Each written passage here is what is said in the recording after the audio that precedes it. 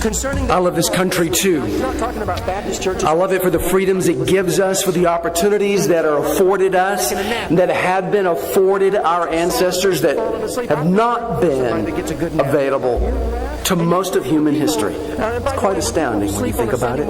But would you join me? And I just want to thank the Lord for the freedom to live in a place like this. I'm thankful I don't live, that I don't have to live in most every other place in the world. A lot of places I'd like to visit, but I don't want to have to live under their laws. I don't mind seeing their tourist sites, but I don't want to live under their conditions and live under their ways. I want to live right here. Get out of line. Let's give thanks. Sorrow. Oh God of heaven, you have created the heavens and the earth for your glory. He's saying, now look, I'm going to talk about... You've given the sleepers, the beauty of this world for us to enjoy. the ones who have died, Lord, I thank you for the place that you've allowed me to live, the others, that you've allowed us to be here with our freedom to worship, our freedom to think, our freedom to be. You've given freedoms to us that no one else has quite enjoyed in the same way. I wish the world could know the freedoms we've had here. And I pray that you would help us not to lose them. And Lord, today give us a sense of what privilege it is to be in this place. And we thank you, Lord. In the name of Jesus. Amen. Came across the story of a skipper of a boat. And this story goes back a long time ago when fishermen in this particular village would get on the fishing boat that paid their wages and took care of their livelihood. And when they would leave on that boat, it was never an assurance that they would come back. But when they did come back, the skipper of the boat would take out his eyeglass and he would look along the shore and he would just start announcing to the guys on the boat, hey, here's David's Ann, here's John's Mary, he would just name all the different wives or sweethearts that were waiting on the shore at the village for these guys to come back. They were waiting for their loved ones to get off the boat and so they could go into the village and go back to their homes and eat their meals and talk about life and give a sense of gratitude for, we went out one more time, we came back one more time. They had that sense of what that was like. But there was one particular sailor on this little fishing boat who wasn't as happy as the other guys because his wife's name was not called out because she wasn't waiting with the other wives and sweethearts. So, as he got off the boat, walked across the village, went to his home, he noticed a light in the cottage that he lived in. As he opened the front door and he went in, his wife came across the room and said, I've been waiting for you. But in a bit of disappointment, he said, but you weren't watching for me. The others were watching. Now, you say, well, that's kind of splitting hairs, isn't it? Isn't it the same thing? Kinda, but not. You can be waiting for someone, but not watching for them. Something that is unique to us as Christians is that we've been called to wait upon the Lord and wait on His return, but to also watch for it. Watch for it with a sense of anticipation. A sense that, hey, this could happen anytime. One of the most profound statements Jesus made to His disciples was this little phrase, I will come again. I'm coming again. Now, that gives us a sense that we have to wait, but we need to watch as well. If you know He's coming back, watching for Him sort of drives home in your own heart the meaning of it, the power of it, the imminence of it, the reality of it. I'm watching. He's coming. I don't know when it's going to be, but I'm looking for it. And there's that sense of awareness that then colors everything you do. Everywhere you go, everyone you know about, everything is colored by that sense of watch and wait at the same time. But those words are profound. But why did Jesus say that? Well, He said it for a number of reasons, but one is that He is coming back. But He also said those words to encourage us, to build some confidence in us, to create in us a sense of expectation in an otherwise dull and rather routine sort of world. Those words, "I am coming again," give us a sense of the future. It's a picture and a philosophy of the future, if you will.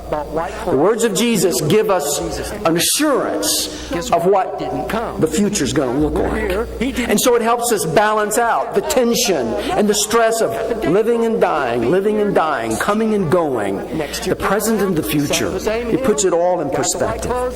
The comment to our particular day is the view of history that everything is just part of the cycle of life.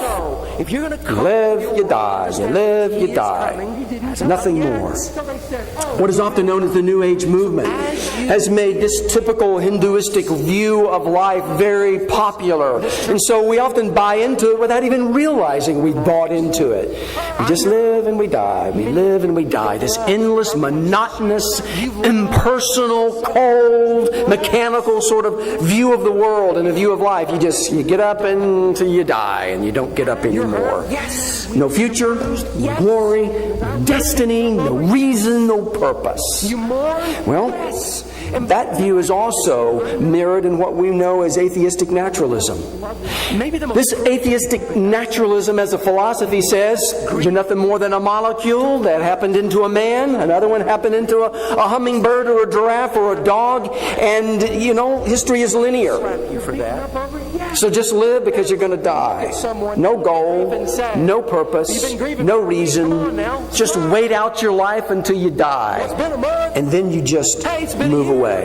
And so this kind of naturalism sees history as a straight line. And while you're alive, get what you can because you're going to die, and there's nothing after that. You're just part of the impersonal flow of evolution and only the chance collection of atoms. I chanced into a man, that chanced into a dog, that chanced into an orchid, it all chanced into something that all chanced to work together, but there's nothing beyond that. But if you truly embrace Christianity, if this is more than just a philosophy for you, if you truly embrace the reality of Jesus Christ, that He's not just a metaphor for life, but He lived and He died and He rose and He really did promise that He's coming back.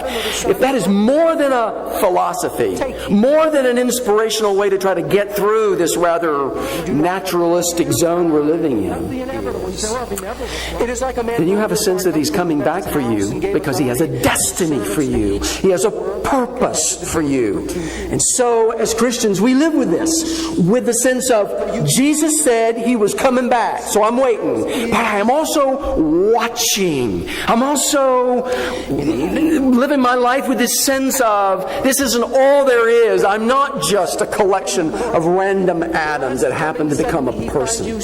God said these words in Jeremiah chapter 29, verse 11. You know them, you've heard them.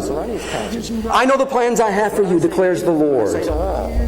Plans for welfare and not for evil, to give you a hope and a future. Jeremiah 29:11. Now we often quote those things in the context of inspirational cards, like, oh, I feel fluffy and lovely when I realize God has a plan for me. Those words were given in the context of severe suffering. The people that were hearing those words were living in exile, and they didn't sense any future. They didn't sense any purpose. Their world had unraveled, and they were living in another place. They couldn't live in Jerusalem anymore. They lived in Babylon. And so for God to come along and say, in the context of suffering, I know the plans I have for you. That speaks of destiny. That speaks of future. What to believe. as believers, Hit with something, you got that's where we live. We have a future. But Jeremiah 27 verse 5. You got to know. It is I who by my great power and my outstretched arm have made the earth with man and animals that are on the earth. I believe God created the heavens and the earth. And I believe because He created the heavens and the earth, I have a place. I have a purpose. And He has a plan for my place and a purpose for my existence. I am not just the random collection of molecules living out the cycle of life and death. Died and rose again. And that gives me some hope. And so I wait for the return of my Lord, and I'm watching for Him. At the very end of this Bible, Jesus said these words. They're dramatic words. They're amazing words. He said, "And behold, I am coming quickly, and my reward is with me to give to everyone according to his word." Verse 7, "Behold, I am coming quickly." He keeps saying it at the end, "I'm coming." Well, it's got to be even sooner now, 2,000 years after this was said. It's any time now. I believe in the imminent return of Jesus Christ, and that gives me hope. It gives me perspective in all the things that I'm going through. And it gives me perspective about what you are going through. I'm coming quickly, and He's going to come and change everything. If you backed up in chapter 21 of Revelation, it says, "And God will wipe away every tear from their eyes. There'll be no more death, no more sorrow, no more crying." What? Are you serious? Yes, that's something that's coming, and I'm watching for it as I'm waiting for it. I'm looking forward to living in this new context. But as you think about those words, that God has something for you. This is not all there is for you. That gives you a sense of your future. If you forget that, you get out of sorts. You get out of perspective. You get off track. And you don't keep your suffering in the proper balance. You don't keep everything where it needs to be. Paul wrote a letter to a little church in Thessalonica. We've been looking at this little letter. He wrote it to a group of people that were not great people. They were not famous people. They were not powerful people. They were just ordinary people living out their lives. And he said, "I want you to understand what you're going through in light of what you are soon to experience." He wrote to encourage them, and he started out this letter saying, "I know about your work of faith, your labor of love, and your steadfastness of hope." He will return to those three words in the context of chapter 5 of this letter. He wanted them to understand that as they lived and as they died, they would rise again. As Jesus lived and Jesus died, there's a future for them. And Jesus was going to bring them into that future. It's important to know that. And he reminded them in chapter 4, hey, you guys haven't missed anything. The rapture hasn't taken place. You haven't been left here behind. The ones that you've lost, who died before you, don't worry about them. You're going to see them again and see them very soon. And so would you turn with me to 1 Thessalonians chapter 5 and look with me down in verse 1. For in the first 3 verses of this chapter, Paul wants us to understand how to live in the light of a great future. Part of living in the light of a great future, living in such a way that you're waiting and watching for what is yet to come, you've got to understand what is coming before the good stuff gets here. Chapter 5 verse 1. What does it tell me? But concerning the times and the seasons, brethren, you have no need that I should write to you. For you yourselves know perfectly that the day of the Lord so comes as a thief in the night. For when they say peace and safety, then sudden destruction comes upon them as labor pains upon a pregnant woman. They won't escape. Understand something. And this is hard for us to grasp because it's like, what are you saying? He says the day of the Lord Here it comes again. is coming. The Lord is coming. There's something in the future that we've not yet experienced. We're not going to experience it because we're not going to be here to experience it. But He wants to give us a perspective. He says, you know the times and the seasons. You should understand something of the prophetic calendar. You should understand something of how things are moving in history, how they affect you, what's coming as it pertains to your life in future. So he mentions times and seasons as they relate to this calendar. There's a definite set of events that are poised to happen. after you leave here. And he explained that leaving here to us at the end of chapter 4. Now, this thing that is coming is a period of judgment, when God is going to bring judgment on the earth, bring judgment on the nations. It's a big topic. I would love to take the time in the near future and talk about what are the nuances of this, what are the implications of all of this. But he says, it's coming. There is something coming that you should know. And you've got a sense of the calendar. Evidently, he had taught them something of that. In verse 2, he says, you really know what's coming, for you yourselves know perfectly that the day of the Lord so comes as a thief in the night. We're going to be taken out of here, snatched out of here, according to chapter 4. After we're gone, a series of events will set in motion. This judgment that Isaiah talks about, and Joel and Zephaniah talk about. It's a time that you don't want to be around here. You don't want to be on the earth. Know that the day of the Lord is, well, it's a period in the future that those who don't know the Lord right now are going to experience. The day of the Lord begins after the rapture. It'll continue sometime until after the millennium that is coming. That's Revelation chapter 6 through verse 19. It's the ultimate shock to the universe, if you will. 19 times in the Old Testament and 4 times in the New Testament, the day of the Lord is mentioned. It's astounding. In fact, I'll take you to one reference. Isaiah chapter 34. Isaiah 34, you don't have to turn there, but I'm going to turn there just to give you a sense of this. Isaiah chapter 34, verse 8. He says, For it is the day of the Lord's vengeance, the year of recompense for the cause of Zion. Its streams shall be turned into pitch and its dust into brimstone. That's pretty dramatic language for things are going to get really rough down here. But know how it's coming. He says in verse 3, when they say peace and safety, then sudden destruction comes upon them as labor pains upon a pregnant woman, and they shall not escape. Who's they? Not you.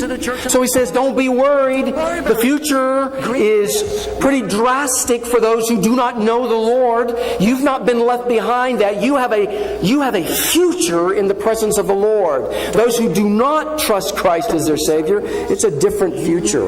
World conditions are going to appear after we leave here as getting better, a whole lot better. In fact, the world will be saying, oh man, things have gotten wonderful. Look how awesome the world is. It's probably because all those pesky Christians aren't around here. What happened to them, by the way? Well, remember they used to talk about this rapture thing. No, that didn't happen. I think aliens got them. Aliens came and snatched them away from here. You say, right. Have you watched the History Channel lately? Have you watched any of the documentaries lately? One of the prevailing philosophies is, aliens are already here. Aliens have penetrated our world. They've mixed our DNA with somebody from whatever planet Z out there. And that's becoming a very prevailing philosophy that people say, well, yeah, aliens. Well, I suspect in the future, one explanation for the disappearance of millions of Christians will be the aliens did it. And most of the world will say, makes perfect sense. I knew there were aliens out there. I knew it couldn't be that vast of a universe without aliens out there. The aliens came here and they zapped out people who were restricting the world from its ultimate wisdom and from its ultimate potential. Here's the timeline. Well, It's pretty simple. there's a series of events that will set in place. But the point that we need to remember in understanding what's coming is we need to watch and we need to wait. Every generation of Christians has been told Jesus is coming, and generation after generation has passed. And so we sit here today and go, yeah, they've been saying that for a long time. Yes, the Scriptures has been telling us, watch and wait, watch and wait. But soon, we won't wait anymore, and the watching will be over. Understand what is coming. Jesus Christ is going to return. We are going to be out of here, and it's pretty serious. It's going to get exciting. Now, meantime, my obligation is to prepare my family to live in the light of a great future. To live in the light of a great future. There's some awesome passages. Look with me at John chapter 14. John chapter 14. Remember Jesus saying this? Do you understand something of your future? There's dramatic things in your future. John chapter 14. Jesus saying, don't let your heart be troubled. Every day my heart gets troubled. Doesn't yours? There's always something to rile you up, to get you blistered, to get you a little unsettled. But Jesus said, don't let your heart be troubled. You're in control of your heart. You and I are in control of our hearts. I love that. You believe in God? Well, yeah. You believe in me. Okay. In my Father's house are many mansions. If it were not so, if this wasn't the truth, if it was just fanciful talk, I would have told you. It's not that kind of Now I love this next line. I go to prepare a place for you. God is going to come personally and say, hey, you're looking forward to your place? You have a place. Get up here. When I look around the room and I see you all of you have names, I think you all have names. So you all have places designed for you by Jesus. And Jesus says there's a future coming. Understand the day of the Lord is coming, and everything you've known on the earth is going to change. But you won't be here for it.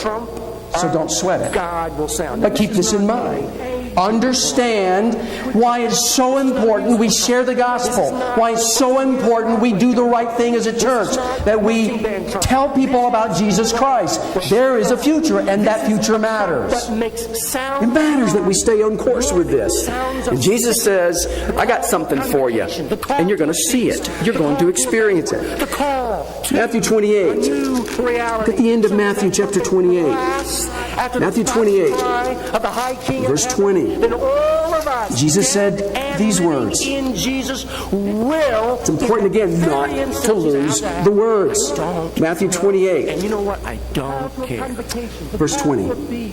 Teaching them to observe all things that I've commanded you, and lo, I am with you always, even to the end of the age. I'm with you. Just tell me how it works. Now, help your families understand there is a future coming. It is part of your obligation as a believer to share with those in your family, those in your family circle, that there is a future. The sound will go out. As hard as it gets to live here sometimes, this isn't it. Thank God. A sound will be heard. That the cycle of living and dying is not all there is.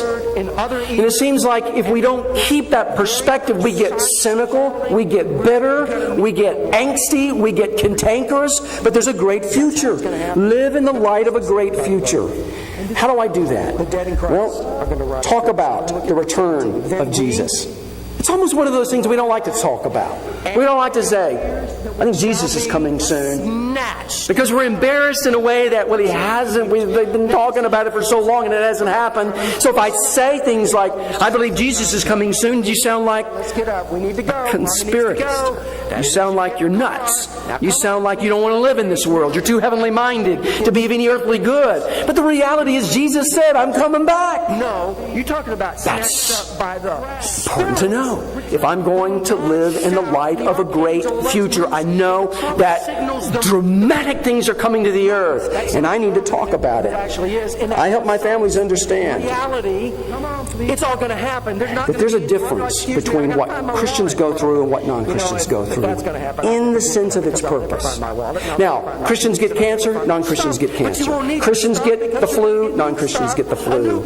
Christians get all sorts of diseases, the same diseases non-Christians get. The only difference is perspective in all of that. And helping our families understand how to live out a disease in the light of a great future is pretty critical. Because as believers I can say, well, no matter what happens to my body, I'm living in the light of a great future. And my body will not change my future. My disease, my restrictions, my conditions cannot change my future.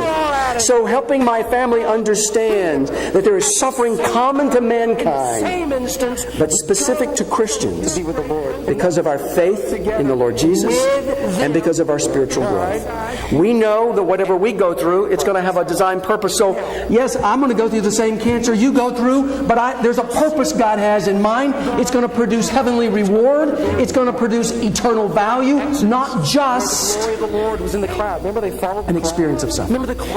Keeping that in light of the great future is helpful. Our obligation as believers in this church is to help our kids and our grandkids, our cousins, our aunts, and our uncles to understand that God is never absent from our lives. He's never absent. He's never out to lunch. He's never on a vacation. He's never looking the other way. I'll take you back quickly to John chapter 14. Back to John chapter 14. This word to meet. I want you to see this passage because it's critical to keep the perspective in John 14, verse 27. Peace I leave with you, my peace I give to you, not as the world gives do I give you, so let not your heart be troubled, neither let it be afraid. You're going through the same stuff, you just don't have the same heart.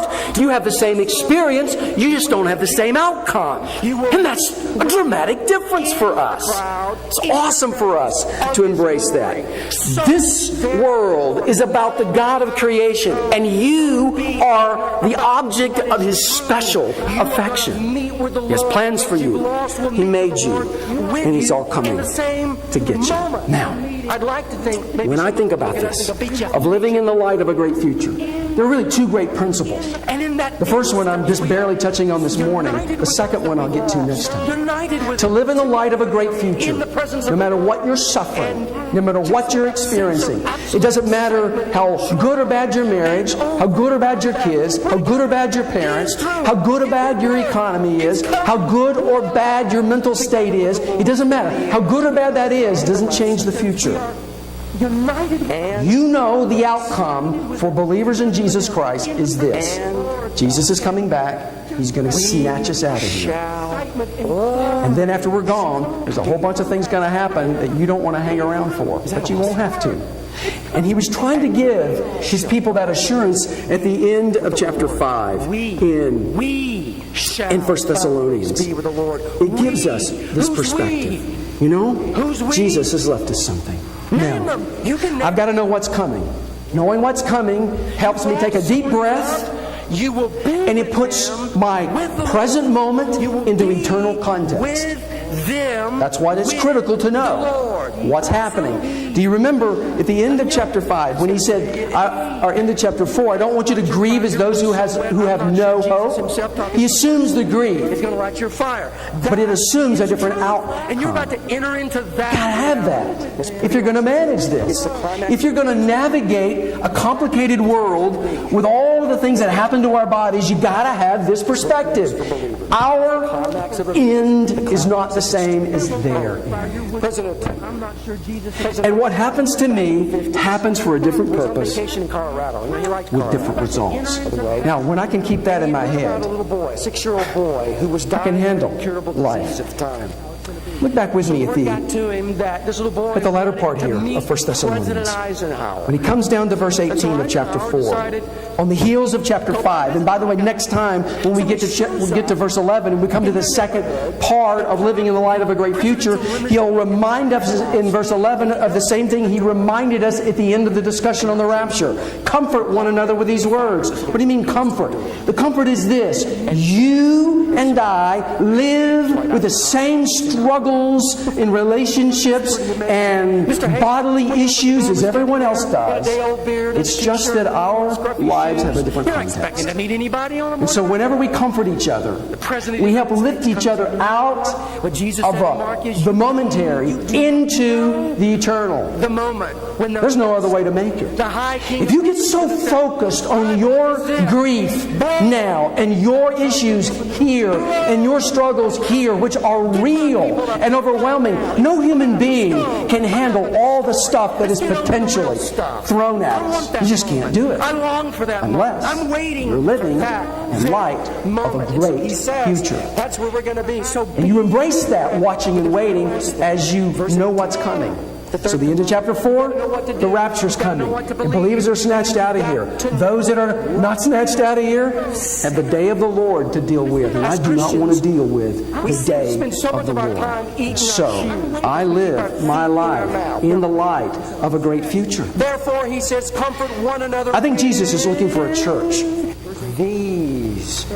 that is saying, Lord, the promise of your coming, they've been talking about for 2,000 years. But I'm looking for it. Encourage one another. I'm anxious for Two it. sides to this word. I'm talking about it. Encouragement side. What's on your mind? What's on To those of you who Let me have back up a lost second. someone you love, What's in your conversation be is what's on your aware mind. that they've left you, but they If in your conversation the return of Jesus is a real issue for you, it's probably on your mind and probably on your heart. And it is the coming of Jesus that gives me the perspective I need all you need to live. right here. The Lord will bring it. Because some days it's hard to What to live. say? What should we say? Some days it's hard to take a deep breath and go, this is not what I wanted. This is not what I dreamed. This is not what I anticipated. This is not what I bargained for. If I'd known all of this, I would have done something different. On any given It's what our future looks like that makes the difference. Would you pray with me? someone